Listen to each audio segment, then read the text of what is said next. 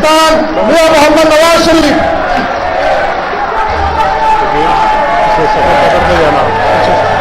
پکڑ کے جانا.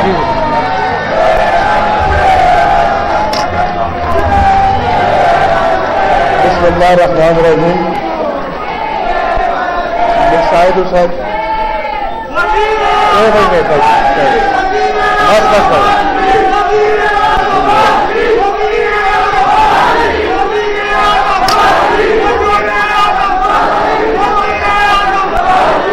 بسم اللہ الرحمن الرحیم. ابھی ڈاکٹر طارق فضل صاحب ایک لمبی تقریر کی طرف چلے گئے مجھے بلاتے بلاتے. تو مجھے فکر یہ ہو رہا تھا کہ ابھی مغرب کا ٹائم ہونے والا ہے, تو پتہ نہیں اس کے بعد پھر میری تقریر کا موقع مجھے ملتا ہی نہیں. تو میں ان کے کہے بغیر ہی اسٹیج پہ آ گیا ہوں. میں بہت بہت شکر گزار ہوں محترم مولانا فضل الرحمان صاحب کا, اور کہ وہ یہاں پہ تشریف لائے, ہمیں عزت بخشی. جناب محمود خان اچغزئی صاحب کا کہ انہوں نے ماشاءاللہ ٹائم نکالا, آپ سب سے مخاطب ہوئے, ہمیں بڑی خوشی ہوئی ہے. اور اسی طرح سے حاصل بزنجو صاحب کا جو انہوں نے باتیں کی وہ آپ نے بڑے غور سے سنی ہیں, اور ہم سب بہت خوش ہیں کہ یہ وہ قائدین ہیں. اور میاں افتخار حسین صاحب بھی, ہم سب بہت محظوظ ہوئے ان کی گفتگو سے, بہت کچھ سیکھا ہے, بہت کچھ سمجھا ہے. اور میں سمجھتا ہوں کہ یہ ہماری خوش نصیبی ہے کہ آج وہ اس مجلس میں تشریف لائے ہیں. میں شکریہ ادا کرنا چاہتا ہوں یاسین آزاد صاحب کا, جناب کرامت علی صاحب کا, گل بخاری صاحبہ کا, اور پھر سب سے جو اس مجلس کے روح رواں جناب مشاہد حسین صاحب جو ہیں ان کا بھی شکریہ ادا کرنا چاہتا ہوں جنہوں نے اس کو آرگنائز کیا ہے اور آج کی اس مجلس کو ایک کامیاب مجلس بنایا ہے. اس میں مشاہد حسین صاحب کی خصوصی محنت شامل ہے. مولانا صاحب فرما رہے تھے, مولانا فضل الرحمان صاحب آپ کے سامنے انہوں نے یہ بات کی, کوئی اندر والی گل ہے تو سانو دسو. اندر والی گلاں مولانا صاحب بڑیاں نے, لیکن سانو بکھرے بہ کے دسنیاں نے.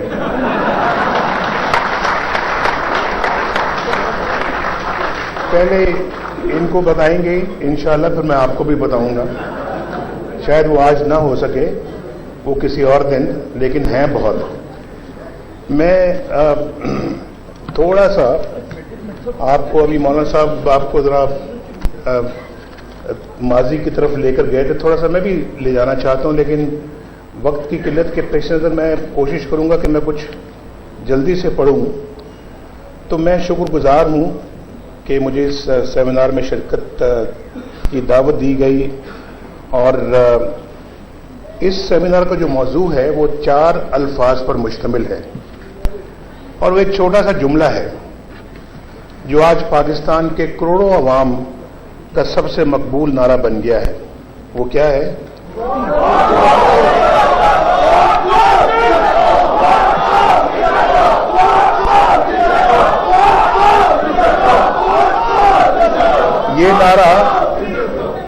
یہ نعرہ اپنے اندر پاکستان کی پوری سیاسی تاریخ سموئے ہوئے ہے.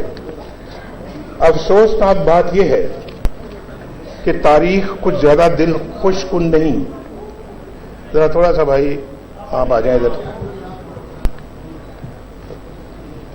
میرے اور پبلک کے درمیان نہ آیا کریں یار.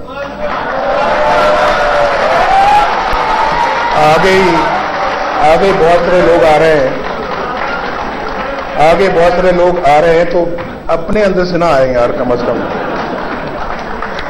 وہ ملک جس کے بانی قائد اعظم محمد علی جناح کی ساری جدوجہد جمہوری اصولوں پر مبنی تھی, جس کی آزادی کی تحریک کے ہر کارکن کے دل میں جمہوریت کی تڑپ تھی, جس کے رہنماؤں کے دل و دماغ میں جمہوریت کے بارے میں کوئی شک و شبہ نہ تھا, उस मुल्क में जमहूरियत आज भी मजबूती के साथ अपने कदम नहीं जमा सकी। अफसोस की बात है।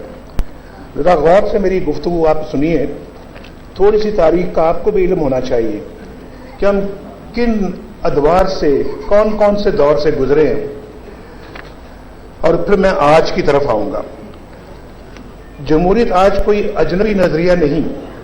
आप सब जानते हैं कि जमहूरियत अवाम की हुक्मरानी का नाम है, यानी आपकी अवाम की हुक्मरानी का सबसे मुस्तनद पैमाना उनकी राय का इजहार है। राय के इस इजहार को वोट का नाम दिया जाता है। वोट के जरिए अवामी राय के इजहार के इस अमल को इंतखाबात का नाम दिया जाता है। करोड़ों अफराद पर मुश्तमिल अवामी ज्यूरी वोट के जरिए अपना फैसला सुनाती है। देखें ना, मैं यहां नारा लग रहा है वोट को इज्जत दो, तो क्यों इज्जत दो? मैं उस तरफ आपकी तवज्जो मबजूल कराना चाहता हूं। वोट के जरिए फैसला सुनाती है और फिर कि वो किस जमात या किस शख्सियत को मुल्की निजाम की बागडोर सौंपना चाहती है। मुहज़्ज़ब कौमें इस अवामी फैसले का एहतराम करती हैं और तमाम मुल्की इदारे उसे तस्लीम करते हैं, यानी पिलर्स ऑफ स्टेट जो है वो उसको तस्लीम करते हैं। वोट को इज्जत दो का नारा हमारी सियासी तारीख के इस अलमिये ने जन्म दिया है कि यहां इंतखाबात, अवामी राय और वोट के तकद्दुस को तमाशा बना दिया गया है। वोट की इज्जत और हुर्मत का तकाजा यह है कि अवामी अदालत के फैसले को तस्लीम किया जाए। मुमकिन है कि कुछ फैसले कुछ हलकों को पसंद ना आए। मुमकिन है कुछ दानिशवर लोग इससे ज्यादा खुश ना हों, लेकिन जमहूरियत, आइन और रियासती निजाम के इस्तेकाम का तकाजा यही है कि इस फैसले को दिलो जान से तस्लीम किया जाए, क्योंकि किसी को हुक्मरानी का हक सौंपना सिर्फ और सिर्फ आपका, पाकिस्तान के अवाम का इख्तियार है, जिसका इजहार वो अपने वोट के जरिए करते हैं। जब अवाम के फैसले को खुले दिल से तस्लीम नहीं किया जाता, या उसकी राह में रोड़े अटकाए जाते हैं, या उसे नाकाम बनाने के मंसूबे तैयार किए जाते हैं, तो इसका वाज़ेह मतलब यही होता है कि अवाम की राय को कुचल दिया जाए, उनकी राय पर अपनी राय मुसल्लत कर दी जाए, उनके इख्तियार पर अपने इख्तियार और अथॉरिटी की तलवार चला दी जाए, उनकी पसंद के बजाय अपनी मर्जी के हुक्मरान तराशे जाए। इस अमल को सादा अल्फाज में अवाम की और अवाम के वोट की तौहीन कहा जा सकता है। बदकिस्मती से ये पाकिस्तान की पूरी तारीख इस तमाशे से भरी पड़ी है। ख़वातीनो हज़रात, आज जब मैं वोट को इज्जत दो के नारे के साथ मैदान में निकला हूं, मेरे साथ मेरे ये कायदीन कराम भी निकले हैं, इनका भी मोटो मिशन यही है, तो उसकी वजह 70 साल से जारी यही खेल है। बड़ी बदनसीबी की बात है ये। माजी की इस तारीख पर एक सरसरी नजर डालते ही अंदाजा हो जाता है कि अवाम की राय को बार बार किस बुरी तरह कुचला गया, उनके वोट की हुर्मत को किस तरह पामाल किया गया। मौलाना साहब ने इसके ऊपर थोड़ी सी रोशनी डाली है कि जमहूरी कुव्वतों को किस तरह गैर जमहूरी हथकंडों का निशाना बनाया गया और अवाम के वोट की ताकत से इक्तदार में आने वाली लीडरशिप को क्यों कर इबरत का नमूना बनाया गया। मैं इस सेमिनार के जरिए आपसे और सियासी मुफक्करीन से अपील करूंगा कि वो कौमी वजूद को लाहक इस बीमारी का सुराग लगाएं, पता चलाएं कि जमहूरी और दस्तूरी इदारों के खिलाफ ये सोच क्यों पैदा हुई। 70 बरस तक हम इस बीमार सोच का खात्मा क्यों ना कर सके। इन सवालों के सच्चे और खरे जवाब तलाश जरूर किए जाने चाहिए। अगर हम मुनाफिकत और खुद फरेबी से काम लेते रहे तो ये पाकिस्तान से और पाकिस्तान के आने वाली नस्लों से बेवफाई होगी। उन नौजवानों से बेवफाई होगी जो एक रोशन मुस्तकबिल का ख्वाब देख रहे हैं। हमारा शुमार उन ममालिक में होता है जिन्हें आज़ादी के फौरन बाद सियासी अफरा तफरी का सामना करना पड़ा। कायदे आज़म की रहलत ने हमारी मुश्किलात में مزید اضافہ کر دیا. ان کے رفیق کار اور پہلے وزیر اعظم لیاقت علی خان کو قتل کر دیا گیا. تب پاکستان کی عمر کتنی تھی؟ صرف 4 سال. 2 سال بعد یعنی 1953 میں دوسرے وزیر اعظم خواجہ ناظم الدین کو برطرف کر کے امریکہ میں پاکستان کے سفیر محمد علی بوگرا کو پاکستان کا وزیر اعظم بنایا گیا. گورنر جنرل غلام محمد اور وزیر اعظم بوگرا نے ایک نئی روایت کی بنیاد ڈالی. فوج کے سربراہ جنرل ایوب خان کو وزیر دفاع کا منصب سونپ کر وفاقی کابینہ کا رکن بنایا گیا. اس وقت پاکستان کی پہلی دستور ساز اسمبلی 7 سال کی زبردست محنت کے بعد کافی حد تک اپنا کام مکمل کر چکی تھی. قرارداد مقاصد، بنیادی انسانی حقوق، اقلیتوں کے حقوق اور ریاستی نظام کے بنیادی اصولوں کی منظوری دی جا چکی تھی. ایک جمہوری پارلیمنٹ ریاست کا آئینی ڈھانچہ تیار کیا جا چکا تھا اور دستور ساز اسمبلی پاکستان کا پہلا آئین پیش کرنے جا ہی رہی تھی کہ اکتوبر 1954 میں گورنر جنرل غلام محمد نے اسمبلی توڑ دی. یہ سلسلہ دیکھیں اس وقت سے چلا ہے. قائد اعظم کے انتقال کے بعد مولوی تمیز الدین اسمبلی کے صدر تھے. وہ بھیس بدل کر رکشے میں بیٹھ کر سندھ ہائی کورٹ پہنچے. گورنر جنرل کے اقدام کو چیلنج کیا. ہائی کورٹ نے گورنر جنرل کے اقدام کو غلط اور خلاف قانون قرار دے دیا. حکومت نے فیڈرل کورٹ میں اپیل کی اور جسٹس منیر نے رسوائے زمانہ نظریہ ضرورت کا سہارا لے کر گورنر جنرل کے اقدام کو درست قرار دے ڈالا. دستور ساز اسمبلی پہلے دستور کے ساتھ ہی موت کے گھاٹ اتار دی گئی. جمہوریت اور پاکستان کے سینے پر ایسا گہرا زخم لگا جو آج تک بھرنے کو نہیں آیا. اس کھیل سے ڈرامے کے کچھ کردار ابھر کر سامنے آئے. ایک گورنر جنرل غلام محمد، دوسرا جسٹس منیر احمد اور تیسرا جنرل ایوب خان جس نے وزیر دفاع کا منصب بھی سنبھال رکھا تھا. یہ کردار کسی نہ کسی طور پر آج بھی زندہ ہے. محمد علی بوگرا کی رخصتی کے بعد 1955 میں چودھری محمد علی نے وزیر اعظم کا عہدہ سنبھالا. انہوں نے پاکستان کے آئین کی تیاری کو اپنی پہلی ترجیح قرار دیا. انتہائی دیانت کے ساتھ دن رات کی محنت کے بعد بالآخر وہ ایک آئین تیار کرنے میں کامیاب ہو گئے. آزادی کے تقریباً 9 سال بعد 23 مارچ 1956 کو یہ آئین نافذ کر دیا گیا. اس آئین کے تحت پاکستان کو اسلامی جمہوریہ قرار دیا گیا. اعلان ہوا کہ 2 سال کے اندر آئین کے تحت پہلے عام انتخابات ہوں گے.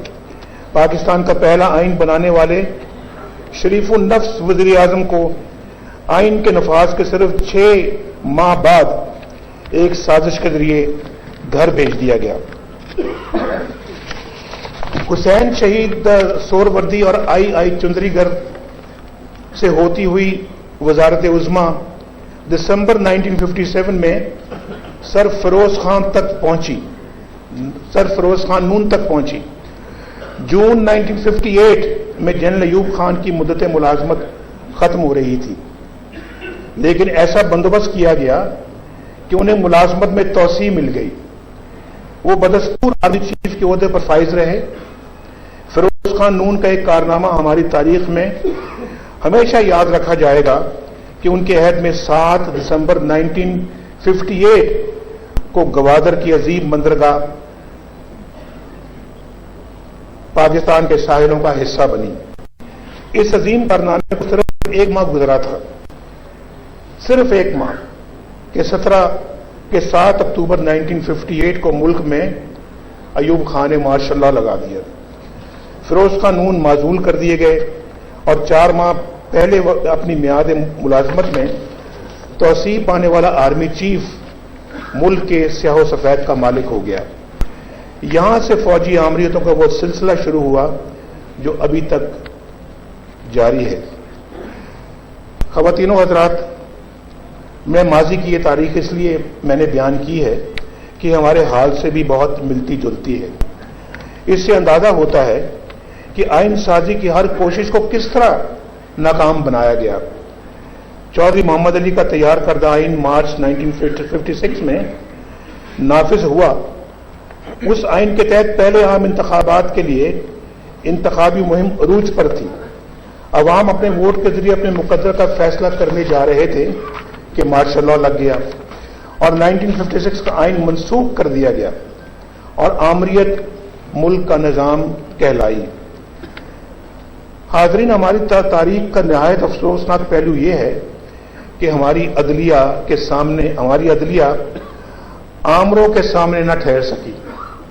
اسے عوام کے حق رائے دہی کے لیے جو توانا اور مضبوط کردار ادا کرنا چاہیے تھا وہ نہیں کر سکی.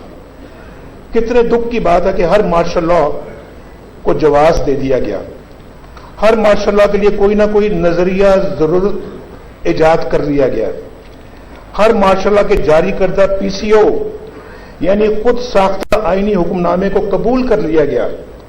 1958 1969 1977 اور 1998 کے 4 مارشل لاء ہماری عدالتوں نے قبول کر لیے، انہیں جائز قرار دے دیا اور ان سے حلف وفاداری بھی اٹھا لیا. نہ صرف یہ بلکہ عدلیہ نے کبھی بھی وہ فعال اور متحرک کردار ادا نہ کیا جو کردار وہ سول حکومتوں کے دوران ادا کرتی ہیں اور کرتی رہی ہیں. جس عدلیہ نے جمہوری حکومتوں کے دوران پارلیمنٹ کو قانون سازی کے اختیار سے محروم کر دیا، اسی عدلیہ نے تمام آمروں کو آئین کی چیڑ پھاڑ کرنے اور اپنی مرضی کے آئین بنانے کی کھلی چھٹی دے دی. میں ذرا ووٹ کو عزت دو کے حوالے سے انتخابات کی تاریخ پر بھی ایک نظر ڈالنا چاہتا ہوں. پاکستان بننے کے 23 سال بعد 1970 میں پہلے انتخابات منعقد ہوئے. مشرقی اور مغربی پاکستان کے عوام نے ایک فرد ایک ووٹ کے اصول پر بڑے جوش و خروش کے ساتھ اپنی رائے کا اظہار کیا. اس وقت دوسرے مارشل لاء ایڈمنسٹریٹر کی حکمرانی تھی. اس نے نتائج ماننے سے انکار کر دیا، عوام کی رائے پر اپنی رائے مسلط کرنے کی کوشش کی اور ووٹ کی عزت کو پامال کیا. نتیجہ کیا ہوا؟ پاکستان ٹوٹ گیا اور بچا کچا پاکستان زبردست انتشار کا شکار ہو گیا، یہاں تک کہ قومی سلامتی خطرے میں پڑ گئی. ان حالات میں اس کے سوا کوئی چارہ نہ رہا کہ مغربی پاکستان میں اکثریت حاصل کرنے والے لیڈر ذوالفقار علی بھٹو کو مدد کے لیے پکارا جائے. گالیاں کھانے اور نااہلی کے تانے سہنے والے سیاستدان سر جوڑ کر بیٹھے اور باقی رہ جانے والے پاکستان کے لیے ایک آئین تیار کیا. اس آئین کے نفاذ کے بعد 1977 میں دوسرے انتخابات ہوئے. اس بار بھی انتخابی نتائج عملی شکل اختیار نہ کر سکے اور ملک میں تیسری بار مارشل لاء لگا اور 1973 کے آئین کے تحت منصب سنبھالنے والا پہلا وزیر اعظم پھانسی چڑھا دیا گیا. مارشل لاء کے دور میں 1985 میں غیر جماعتی انتخابات ہوئے. محمد خان جنیجو کو وزیر اعظم بنایا گیا. 3 سال بعد اسمبلیاں بھی گھر بھیج دی گئیں اور وزیر اعظم بھی. 1988 ذرا سنتے جائیں آپ.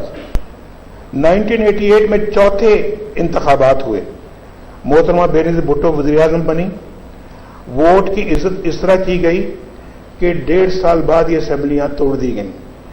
وزیر اعظم کو گھر بھیج دیا گیا اور پھر 1990 میں 5ویں انتخابات ہوئے. عوام پھر اپنے حق رائے دہی کے لیے میدان میں نکلے. مجھے وزارت عظمیٰ کا اعزاز حاصل ہوا. 2.5 سال بعد اسمبلیاں ٹوٹ گئیں اور وزیر اعظم فارغ کر دیا گیا. 1993 میں 6 انتخابات ہوئے. محترمہ بینظیر بھٹو دوسری بار وزیر اعظم بنی، لیکن ووٹ کی توہین کا یہ سلسلہ جاری رہا. 3 سال بعد اسمبلیاں توڑ دی گئیں اور وزیر اعظم کو گھر بھیج دیا گیا. 1997 میں 7वें आम इंतखाबात मुनक्किद हुए, मुझे एक बार फिर अवाम ने अपने एतमाद से नवाजा। तकरीबन 2.5 साल बाद मुल्क में चौथा मार्शल लॉ नाफिज हुआ, ना असम्बलियां रहीं, वज़ीर आज़म, और फिर जो मुझ पर गुजरी वो एक अलग कहानी है। 2002 के इंतखाबात मुशर्रफ के साए तले हुए, ना असम्बली को कोई हैसियत थी, न वज़ीर आज़म की।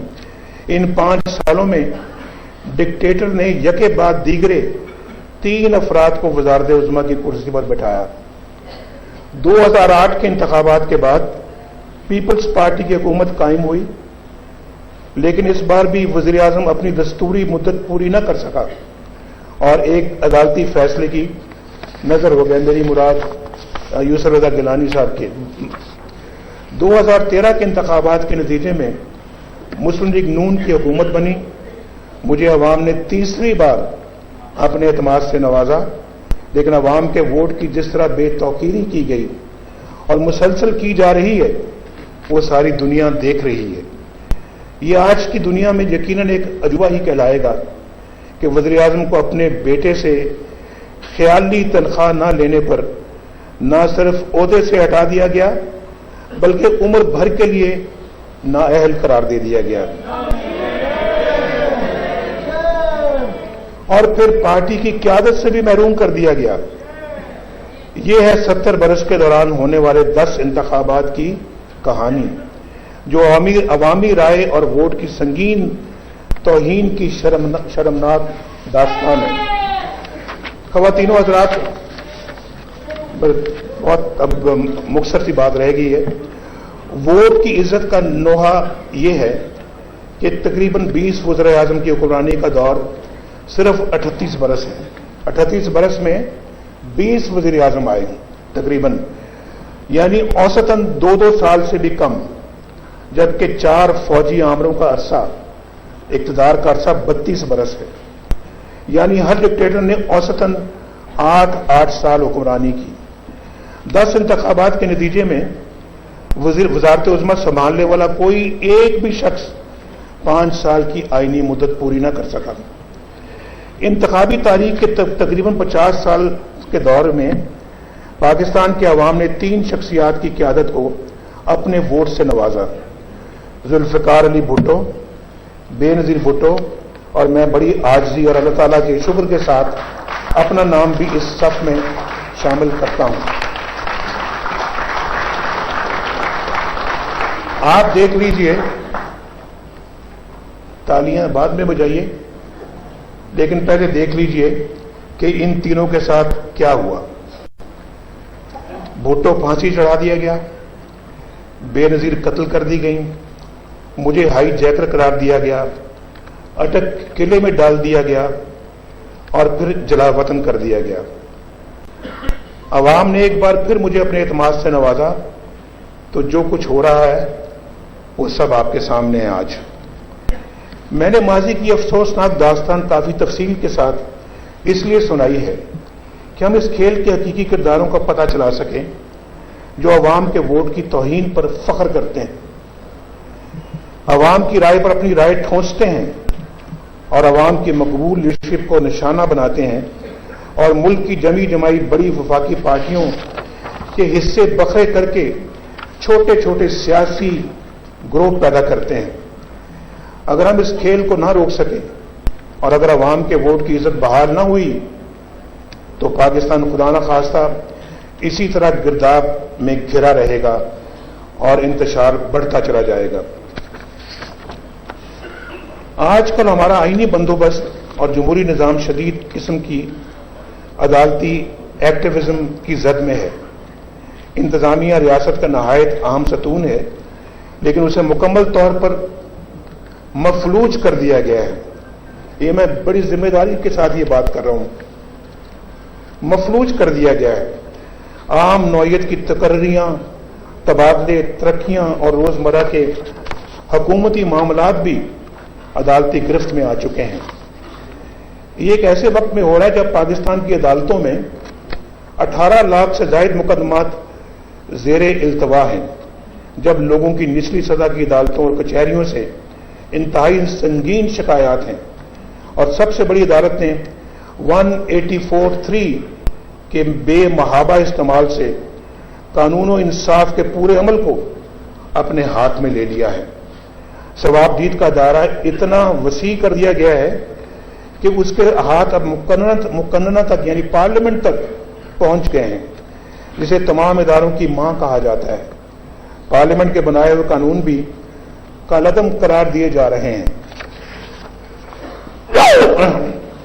مایوس سیاستدان نے کچھ دن پہلے عدلیہ سے جوڈیشل مارشل لا لگانے کی درخواست کی تھی۔ اس درخواست کی باقاعدہ سماعت تو نہیں ہوئی، نہ اس پر کوئی فیصلہ آیا، لیکن جو کچھ ہو رہا ہے اس میں اس درخواست کا خاصا اثر دکھائی دیتا ہے۔ معزز حاضرین، ووٹ کو عزت دو کا تعلق انتخابات سے ہے، اور انتخابات میں اب بہت کم عرصہ رہ گیا ہے۔ چیف جسٹس پاکستان نے اعلان کیا ہے کہ ہر قیمت پر انتخابات اپنے وقت پر ہوں گے۔ انہوں نے آزادانہ، منصفانہ اور غیر جانبدارانہ انتخابات کا عزم بھی ظاہر کیا، اور آپ نے پڑھا ہوگا، شاید ٹیلی ویژن پہ سنا بھی ہوگا کہ انہوں نے یہ باتیں کی ہیں۔ ان کا یہ عزم خوش آئند ہے، لیکن جو کچھ ہو رہا ہے، جس طرح سے PMLN اور اس کی لیڈرشپ کے ساتھ امتیازی سلوک ہو رہا ہے، اور جس طرح ہمیں نشانے پر رکھ لیا گیا ہے، کیا اس سب کچھ کے ہوتے ہوئے منصفانہ انتخابات کا تصور کیا جا سکتا ہے؟ سینٹ کے الیکشن میں ملک کی سب سے بڑی جماعت کو اپنے نام اور اپنے ٹکٹ کے ساتھ حصہ لینے کی اجازت نہیں دی گئی۔ یہ بیٹھے ہیں مشاہد حسین، پوچھ لیجئے، اسد جنیجو صاحب بیٹھے ہیں یہاں، ان سے پوچھ لیجئے، اور لوگوں سے پوچھ لیجئے۔ ایسا ملک کی تاریخ میں پہلی بار ہوا ہے، پہلی بار ہمارے امیدواروں کو جبراً اپنی سیاسی شناخت ہونے کے بعد ہی اپنی جماعت میں شمولیت کے لیے ان کی راہ میں رکاوٹیں کھڑی کی جا رہی ہیں۔ مسلم لیگ نون سے تعلق رکھنے والی شخصیات نیب کے نشانے پر ہیں، متعدد توہین عدالت یا اسی طرح کے دیگر مقدمات بھگت رہی ہیں۔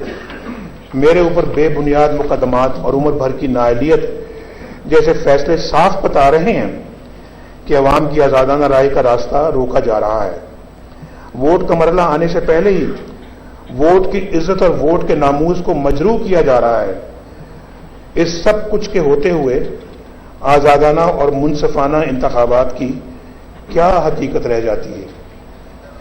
میری عمر بھر کی نااہلی کے حالیہ فیصلے کی کڑیاں ان اقدامات سے جڑی ہوئی ہیں جن کا آغاز 2013 کے انتخابات کے فوراً بعد ہو گیا تھا۔ 2014 میں یہاں سے چند قدم دور شارع دستور پر 4 ماہ جاری رہنے والے دھرنوں کے دوران مسلسل امپائر کی انگلی کا ذکر کیا جاتا رہا، اور یہ ذکر آپ نے بھی سنا ہوگا، بڑی شدت سے سنا ہوگا۔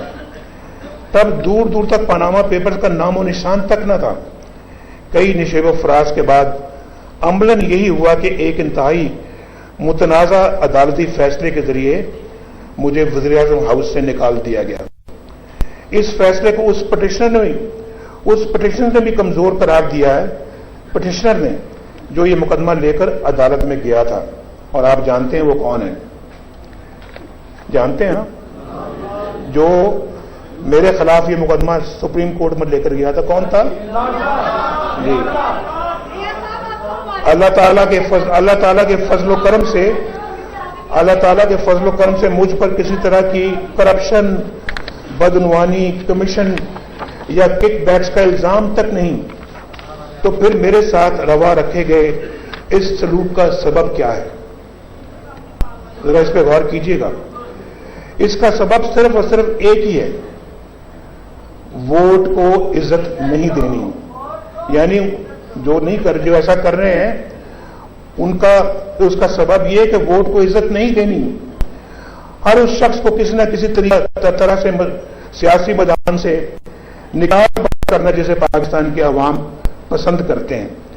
ایسی مقبول قومی قیادت کو ابھرنے نہیں دینا جو جرأت و بہادری سے عوام کی ترجمانی کر سکے، جو آزادی کے ساتھ اپنے منشور پر عمل کر سکے اور جو قومی مفاد کے تحت پالیسیاں بنا سکے، جو ملک کی ترقی اور خوشحالی کے ایجنڈے کو عملی جامہ پہنا سکے، یہاں ایسی کٹ پتلیاں زیادہ عزیز ہیں جن کی دوڑیں آسانی سے پھیلائی جا سکیں۔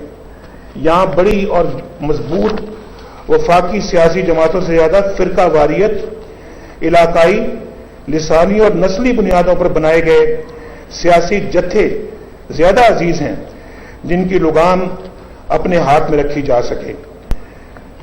آپ دیکھ لیجئے پچھلے چند ماہ کے اندر کس کس نام سے کتنے گروہ انتخابی میدان میں آ گئے ہیں۔ 2013 کے انتخابات دہشت گردی کے خاتمے، توانائی کے بحران اور کمزور ملکی معیشت جیسے بڑے مسائل کی بنیاد پر ہوئے تھے۔ بلوچستان میں پی ایم ایل این سب سے بڑی جماعت کے طور پر ابھری تھی۔ ان کی جماعت جو وہ بھی سب سے بڑی جماعت کے طور پہ ابھری تھی، میں بات کر رہا ہوں اچکزئی صاحب کی، اور یہ قومی وحدت اور اسی طرح سے بزنجر صاحب کی جو پارٹی تھی وہ بھی۔ یہ قومی وحدت اور ملکی استحکام کی روشن علامت تھی کہ محرومی کے شکار اور کسی قدر ناراض لوگوں نے کسی مقامی نعرے یا تعصب سے ہٹ کر ایک بڑی قومی جماعت کو ووٹ دیا، لیکن ووٹ کی عزت پامال کرنے والی سوچ نے انتخابی نتائج کے اس روشن پہلو پر سیاہی پھیر دی۔ سرے عام ووٹ کی توہین کی گئی، وہاں حکومت کا تختہ الٹ کر ایک مصنوعی ڈھانچہ کھڑا کیا گیا، پھر ایک نیا سیاسی جتھا وجود میں آ گیا۔ یہی کچھ کراچی میں ہوا۔ فرقہ واریت اور مسلک کے نام پر بھی سیاسی جتھے وجود میں آ گئے۔ جنوبی پنجاب میں بھی ایک گروہ کو سیاسی شناخت دینے کی کوشش کی جا رہی ہے۔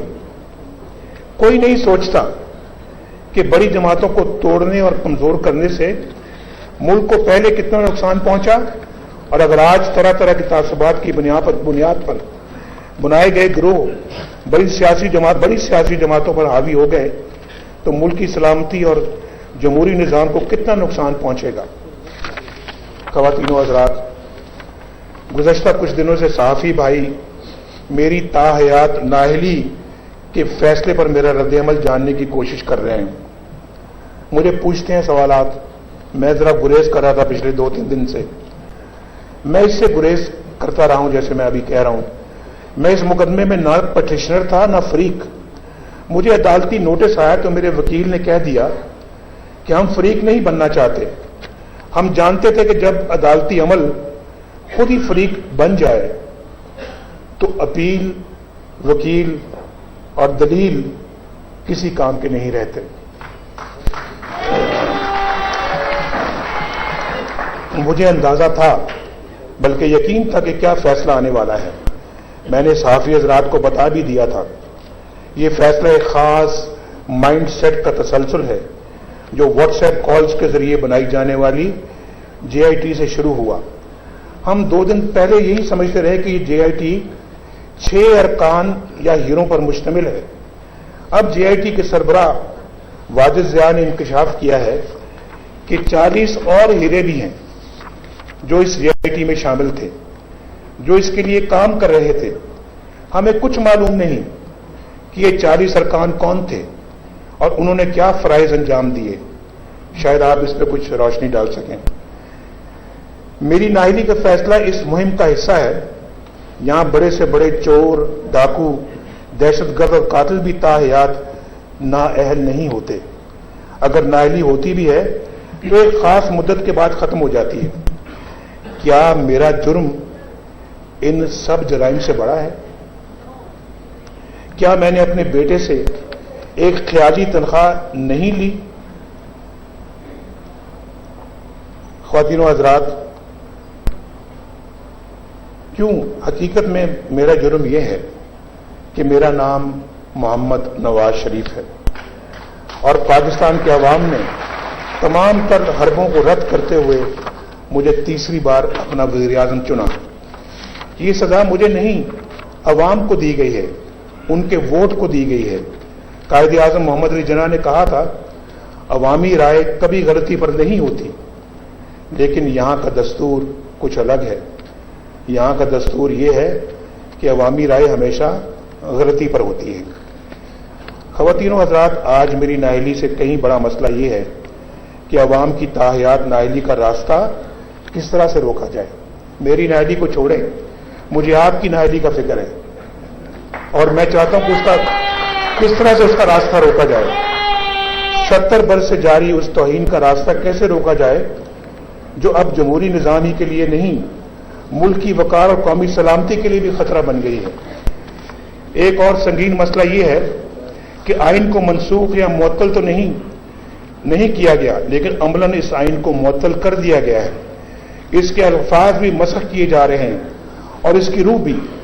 آئین کا آرٹیکل 184(3) سپریم کورٹ کو بنیادی حقوق کے تحفظ کے لیے ثوابدیدی اختیارات دیتا ہے، لیکن اس شق کو میرے بنیادی حقوق غصب کرنے کے لیے استعمال کیا گیا۔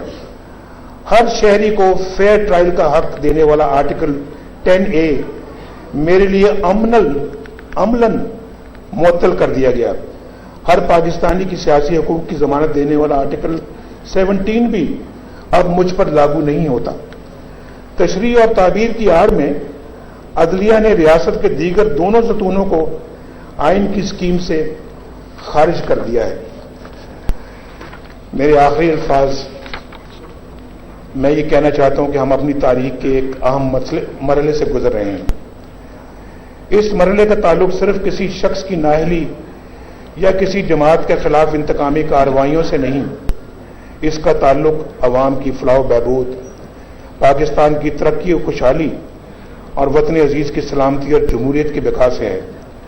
آپ نے دیکھ لیا ہے کہ ملک کو عدم استحکام کا شکار کر دینے کی کتنی بھاری قیمت یہ عوام ادا کر رہے ہیں۔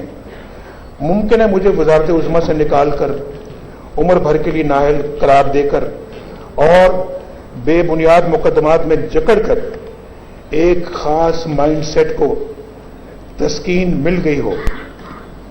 میرے مخالفین اپنی فتح پر خوش ہوں، عدالتوں کو فخر ہو کہ انہوں نے انصاف کے جھنڈے گاڑ دیے ہیں، لیکن کوئی ہے جس کے پاس یہ بات سوچنے کا بھی وقت ہو کہ پاکستان پر کیا گزر رہی ہے؟ گزشتہ 9 ماہ کے دوران پاکستان کی تعمیر و ترقی، صنعت، تجارت، بیرونی سرمایہ کاری، اسٹاک ایکسچینج، بڑے بڑے ترقیاتی منصوبوں، کاروباری طبقے کی اعتماد، توانائی کے بحران پر قابو پانے کی کوششوں، سیاسی استحکام اور جمہوری عمل کو کتنا نقصان پہنچا؟ کوئی اندازہ لگا سکتا ہے کہ ایک شخص سے انتقام لینے کی کوشش میں پاکستان کے عوام کو کتنا نقصان اٹھانا پڑا؟ کیا کسی کو اندازہ ہے کہ عوامی مینڈیٹ کی اس توہین سے اداروں پر عوام کے اعتماد میں اضافہ ہوا ہے یا کمی آئی ہے؟ ہمیں ماضی کو ایک طرف رکھ کر ووٹ کی عزت کی بحالی کے لیے تحریک چلانا ہوگی۔ میری بات غور سے سن رہے ہیں آپ؟ نوجوانوں کو، یعنی پاکستان کے نوجوانوں کو اس طرح اس تحریک کا ہراول دستہ بننا ہوگا، اسی طرح جس طرح ان کے بزرگوں نے اپنی جوانی کے دنوں میں تحریک آزادی کے لیے کام کیا تھا۔ وہ عزم پیدا کریں آپ بھی اپنے دلوں کے اندر۔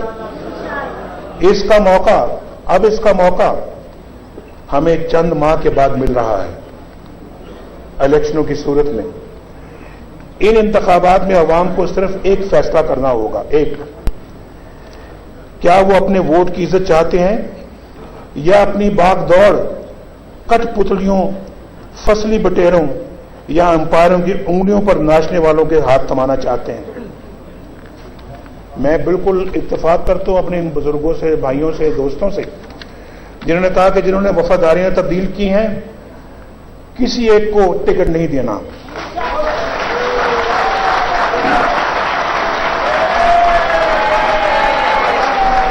جنہوں نے پارٹی سے بے وفائی کی ہے، کسی طور پہ وہ ٹکٹ کے مستحق نہیں ہے۔ میں بالکل، آپ نے میرے دل کی ترجمانی کی ہے، انشاءاللہ ایسی کسی بندے کو ٹکٹ نہیں دیا جائے گا جس نے پارٹی سے یا اپنے ووٹ سے بے وفائی کی ہے، اپنے عوام سے بے وفائی کی ہے۔ اور ایسے فصلی بٹیروں اور ایسے وفاداریاں تبدیل کرنے والے لوگوں کو عبرتناک سزا ملنی چاہیے۔ اور اس میں مجھے کوئی پرواہ نہیں ہے، آپ سے سیدھی بات کرتا ہوں، کوئی کتنا بڑا وہ اپنا اسٹرانگ کینڈیڈیٹ ہے کسی حلقے میں، ہم ایسے اس کی جگہ، اگر وہ بے وفا ہے، ہم اس کی جگہ ایسے شخص کو ڈھونڈیں گے، چاہے وہ نمبر 2 پہ ہے، نمبر 3 پہ ہے، نمبر 4 پر ہے، اور مجھے یقین ہے انشاءاللہ کہ شیر کے نشان کے اوپر انشاءاللہ پاکستان کے عوام اس کو کام کریں گے۔ اسی طرح سے جس طرح سے لودھرا میں اللہ کے فضل و کرم سے معجزہ ہوا ہے، لودھرا میں بھی ایک گمنام شخص، نان اینٹی میں گمنام شخص کو ٹکٹ ملا اور اس نے ایک بڑے پہلوان کو وہاں پہ چت کر دیا، اور جو 40,000 ووٹوں کی لیڈ سے جیتا تھا 47,000، وہ وہاں پہ 30,000 کی لیڈ سے ہار رہا ہے۔ یہ ایک معجزہ نہیں تو کیا ہے؟ یہ اللہ تعالیٰ ہمیں بتا رہا ہے کہ تم مجھ پہ بھروسہ کرو اور ایسے لوگوں کو ٹکٹ دو جو پاکستان اور اپنی پارٹی اور اپنے آئین اور اپنے قانون کے وفادار ہوں، اپنے عوام کے وفادار ہوں، اور وہ بکنے والے نہ ہوں، جھکنے والے نہ ہوں، اور ایسے لوگوں کو ٹکٹ ملے گا چاہے وہ گمنام ہی کیوں نہ ہو، پاکستان کے لوگوں نے کامیاب کروائی ہے۔ میں اپنے ان بھائیوں کو بھی یہی کہتا ہوں، چاہے وہ پنجاب ہے، بلوچستان ہے، KPK ہے، انشاءاللہ سندھ میں بھی ہم انشاءاللہ میدان ماریں گے۔ میں نے ان لوگوں کے آنکھوں میں اب نئی چمک دیکھی، مجھے تو بھائی یقین نہیں آتا کہ وہ ان لوگوں کے جذبات جو میں نے دیکھے تھے لاہور، اسلام آباد سے لاہور جاتے ہوئے، اور جب میں اب دیکھ رہا ہوں اپنے جلسوں میں، ریلیز میں، جہاں بھی جاتا ہوں، اور لوگ اپنے بہت بھرپور جذبے کے اندر ہیں، اس جذبے کو اب ہمیں پاکستان کے لیے استعمال کرنا چاہیے، اور یہ لوگ آئیں گے، یہ نوجوان آئیں گے، یہ ہے جو پاکستان کی تقدیر کو بدلیں گے۔ جو کہتے تھے ہم نیا پاکستان بنائیں گے، جو کہتے تھے نیا پاکستان بنائیں گے، اس کی مثال انہوں نے کیسی اس طرح پیش کی کہ مثال ایسی پیش کی کہ سینٹ کے الیکشنوں میں نیا پاکستان بنانے والوں نے تیر کے نشان کے اوپر ووٹ ڈالا۔ یہ نیا پاکستان بنانے والوں کا حال ہے، وہ ڈوری جو ہلاتا اس کے پیچھے چل پڑتے ہیں۔ ایک ہم ہیں، ایک مسلم لیگ نون ہے، الحمدللہ نواز شریف اللہ کے فضل و کرم سے، اور اس پارٹی کے کارکن ہیں جو امپائر کی انگلی کی طرف نہیں دیکھتے،